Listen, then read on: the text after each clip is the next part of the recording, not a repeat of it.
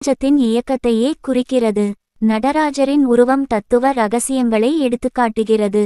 பாதத்தடியில் இருக்கும் அசுரன் அறியாமை அழிவு.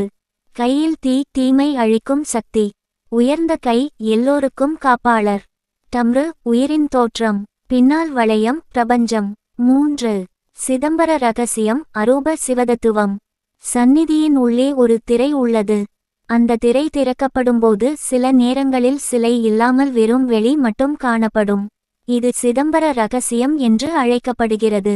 இது கடவுள் உருவத்திலும் இருக்கிறார், உருவமில்லாத பரம்பொருளாகவும் இருக்கிறார் என்ற தத்துவத்தை உணர்த்துகிறது. 4. பஞ்சபூத ஸ்தலம் ஆகாய தத்துவம். சிவனின் 5 பூத ஸ்தலங்களில் ஒன்று சிதம்பரம்.